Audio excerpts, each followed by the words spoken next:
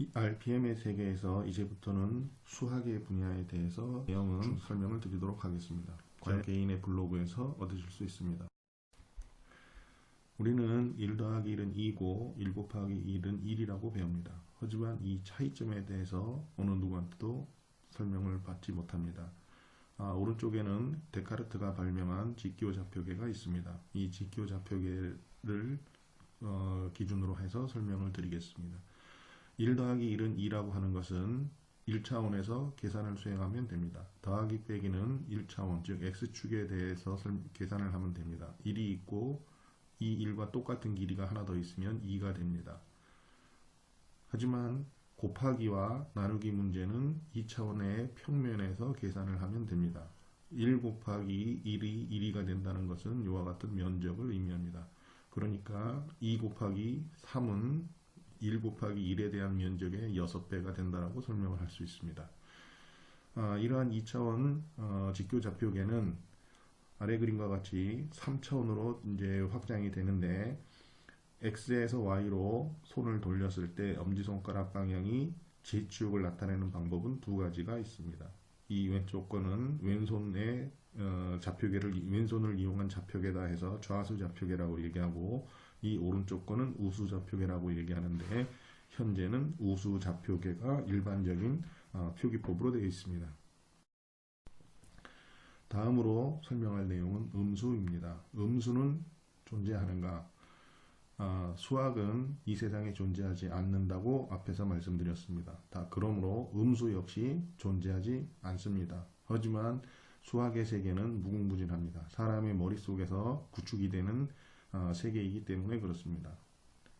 음수 곱하기 음수는 양수가 되는 특성을 가지고 있는데 그거는 이와 같은 표로다가 설명을 할 수 있습니다.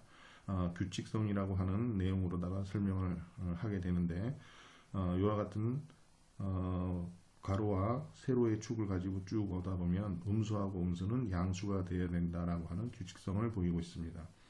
이러한 음수 곱하기 음수가 양수가 되는 내용은 아래와 같은 유도 과정을 거쳐서 증명할 수 있습니다. 다음으로 우리는 직각은 90도라고 배웁니다. 하지만 직각은 왜 90도일까요에 대해서는 설명을 들어보지 못합니다. 이 직각이라고 하는 것은 고대 기하학자들이 원의 한 회전 각도를 정의할 필요성을 가지게 됩니다. 당시 1년 365일을 기준으로 해서 365일은 홀수이기 때문에 나눠 떨어지지 않습니다. 그래서 가장 가까운 짝수 360을 한 바퀴로 정하고 이것을 4로 나누기 때문에 직각은 90이 됩니다.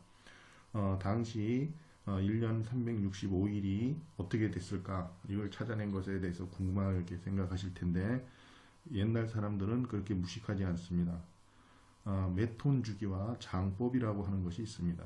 BC 433년입니다. 예수가 태어나기 433년 전에 그리스 천문학자 메톤이 발견한 주기입니다. 이 메톤은 중국에서 발견한 것이 조금 더 빨리 되는데 이것은 19년 태양년에 7윤달이 들어가야 태양력과 태음력을 맞출 수 있다라고 하는 내용입니다. 자세한 내용은 인터넷을 검색해 보시기 바랍니다. 원주율 파이는 왜 초홀수일까요? 원주율 파이를 설명을 하려면 이 그림을 이용하겠습니다. 주어진 한 점에서 동일한 거리에 떨어져 있는 이 R만큼 동일한 거리에 떨어져 있는 무한히 많은 점들의 집합이 원의 정의입니다. 이는 그림과 같이 원이 그려져 있지만 원의 정의는 무한히 많은 점들의 집합입니다. 무한히 많은 점들을 이용하여 수식을 계산할 수는 없습니다. 점과 점 사이에 점이 있고 또 그 점과 점 사이에 무한히 많은 점이 있기 때문에 이 원둘레의 길이를 의미하는 원주율은 초홀수가 됩니다. 다음으로 로그는 왜 발명되었는가에 대한 내용을 설명드리겠습니다. 이와 같은 수식이 있습니다. 이와 같은 수식이 있을 때 현재는 전자계산기를 이용하여 다 계산을 합니다. 하지만 우리가 가지고 있는 이 휴대용 전자계산기는 1970년대에 개발되었습니다. 그 이전에는 이와 같은 수식을 풀어내기 위한 방법이 그 로그입니다. 로그의 원리를 이용하여 쭉 이렇게 이와 같은 내용으로다가 전개를 하면 x에 대한 값을 구할 수 있습니다. 그러므로 전자계산기가 없는 세상에 이와 같은 수식을 계산하는 과정은 로그를 이용하는 과정입니다. 다음으로 미분입니다. 이 그림에서 보면 앞에 산이 하나 있고 뒤에 산이 하나 있습니다. 뒤에 산이 가파르다고 얘기할 수 있습니다. 하지만 이 주어진 한 점에서 보면 앞에 산이 더 가파르다는 것을 볼 수 있습니다. 그러므로 앞에 산에 있는 모든 점에 해당되는 경사와 뒤에 있는 산에 있는 모든 점에 해당되는 경사를 상대적으로 비교를 하기 위해서는 이 모든 점에 있는 경사를 값을 이용을 하여야 합니다. 이 미분이라고 하는 것은 이와 같은 수식으로 정의가 됩니다. 이와 같은 수식을 통해서 미분의 최종 결과식은 유도식은 이와 같이 표현이 되는데, 이 미분은 한 점이 아닌 두 점으로 정의된다는 것에 주의하셔야 합니다. 다음으로는 적분입니다. 이 적분이라고 하는 것은 이 2차원 그래프가 2차원 함수식이 이와 같은 형태로 주어져 있을 때 x축과 함수가 만나서 형성하는 이 아래쪽 영역의 면적을 구하는 것이 적분입니다. 계산 과정은 이렇게 설명을 드릴 수 있습니다. 그러면 예를 들어서 y = x라는 함수에 대해서 적분을 계산을 해보면 x가 0.2까지의 이 면적을 계산하면 0.02가 됩니다. 0.4까지 계산을 하면 0.08이 되고 0.6까지 계산하면 0.18이 됩니다. 이와 같은 이 값은 이러한 함수식의 함수값으로 계산이 됩니다.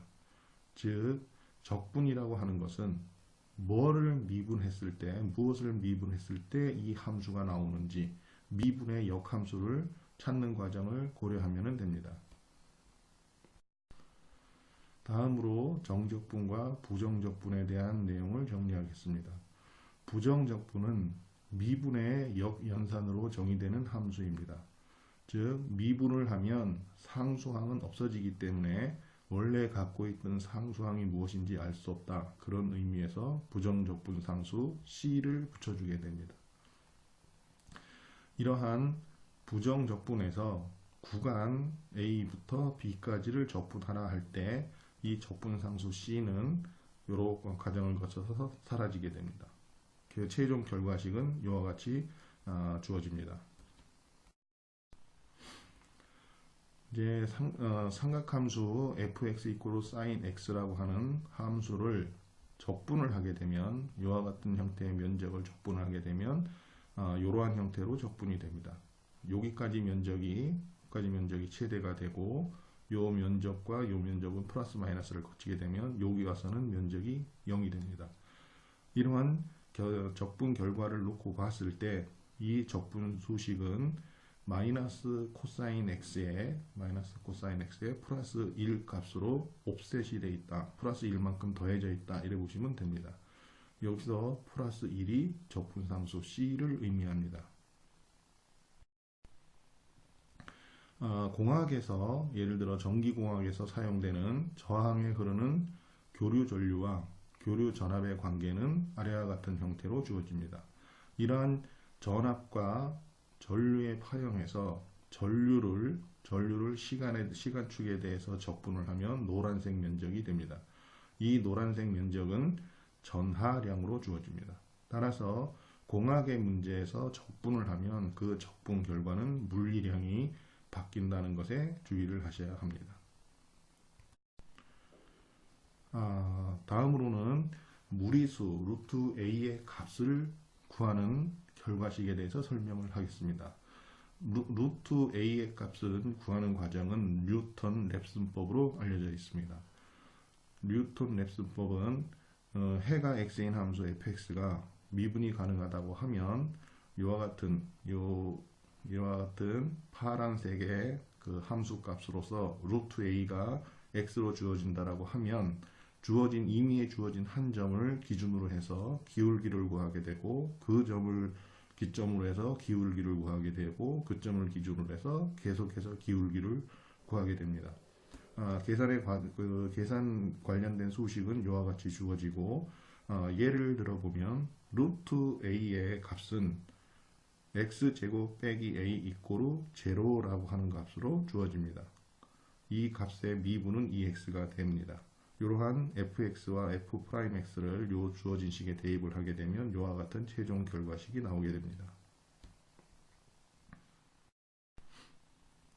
다음으로는 원의 면적 파이 r 제곱을 구하는 수식에 대해서 말씀을 드리겠습니다.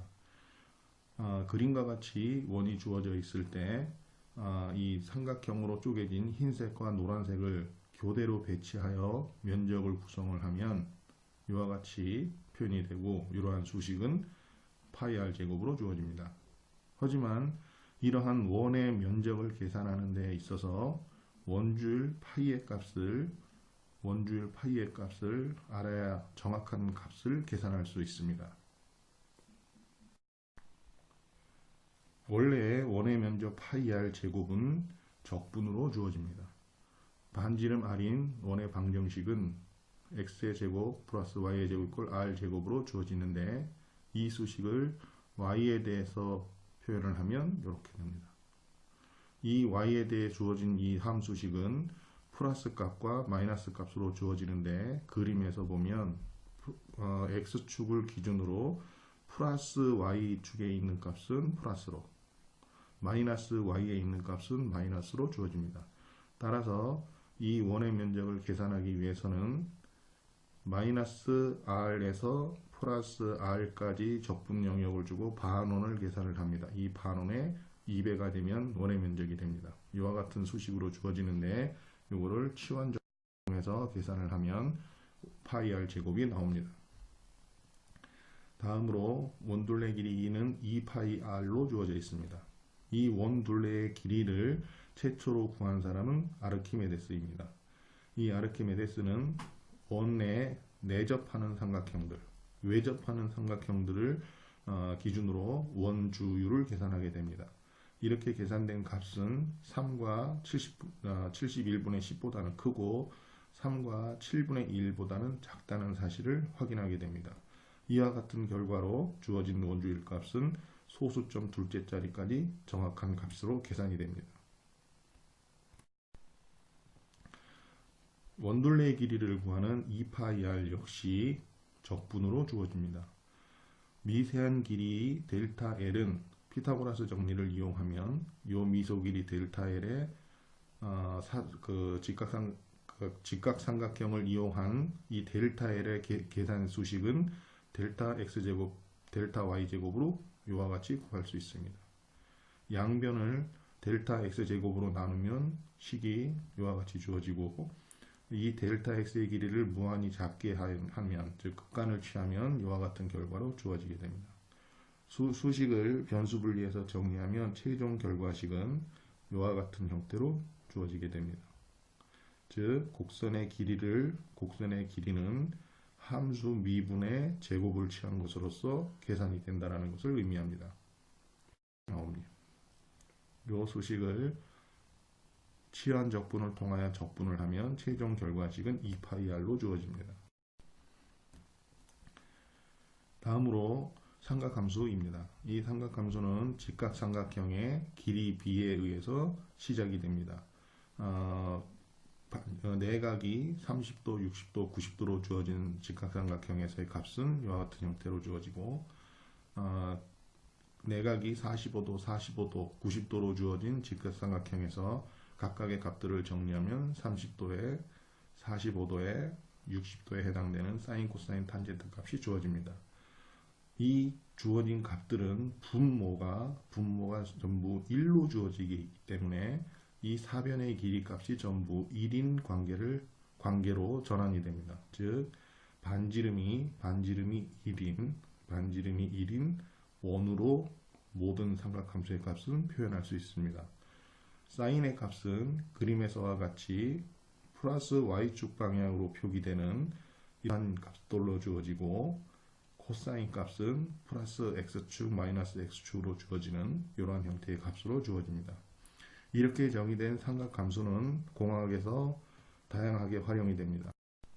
공학에서 활용이 되는 예를 보면 이런 진자 운동을 이용한 모든 장비들이 있습니다. 그네도 그렇고, 이건 놀이기구지요. 이것도 그렇고, 그 다음에 전기공학에 들어오면 그 자기장에서 회전하는 물체는 전류를 발생을 시키게 되는데, 이 발생된 전류 전압의 형태가 삼각함수로 표현이 됩니다. 자연상수 2는 왜 초월주일까? 이 부분에 대해서 정리를 하겠습니다. 복리 계산하는 방법을 취하면 이자율을 그 복리 계산하는 방법을 적용해서 이자율을 계산을 해보면 이와 같은 수식이 됩니다. 이 수식에서 이자 AR 부분이 그 다음 해에 원금으로 들어오는 것이 복리 계산 방법입니다. 1년 후에 원금의 이자가 계산이 되고, 2년 후에는 이 원금에 해당되는 원금과 이 원금에 해당되는 이자 부분을 이렇게 계산할 수 있습니다.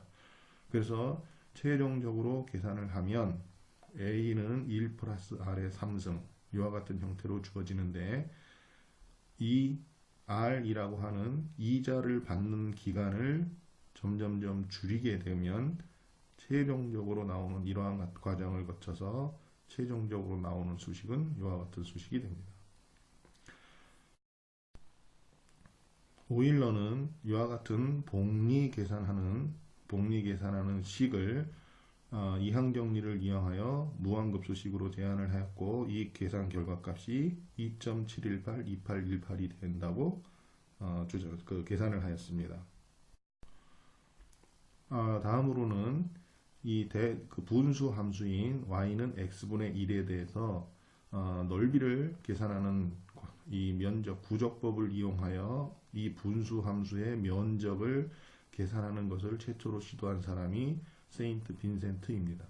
이 세인트 빈센트는 그림과 같은 주어진 한 점에 r을 계속 곱해 가면서 이 길이에 대한 면적을 쭉 정리를 해 봤는데, 이와 같은 형태는 분수 함수가 로그 함수와 관련이 있다라는 것을 예언을 했지만, 정확하게 이 로그 값의 밑을 주어지지는 못했습니다. 이 로그 값의 밑은 다음과 같은 계산을 거쳐서 이항정리에 의한 일반 수식이죠. 복리 계산에 의해서 주어진 이 일반식을 쭉 정리를 하면, 이와 같은 형태로 정리를 하면 이 lny 이꼬르 1이 되는 수식이 주어지게 됩니다.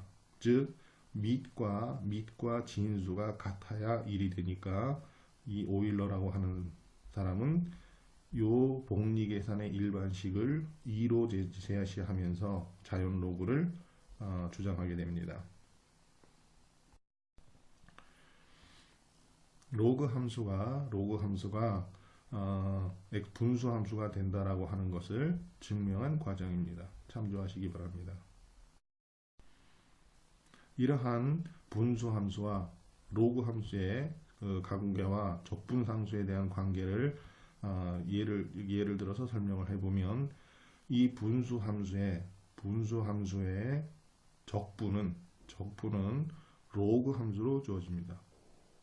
하지만 이 1까지의 x 이꼬르 1까지의 이 적분 값은 어떠한 값이 주어지는데, 로그 함수에서는 0으로 주어져 있습니다. 즉 c라고 하는 적분상수를 통해서 이게 플러스 y축만큼 올라가야 되는데, 얼마만큼 올라갈지는 상수 값으로 주어진다.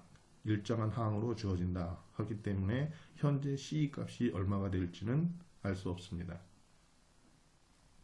다음으로 지수 함수인 y 이꼴 2x의 적분상수에 대해서 살펴보겠습니다.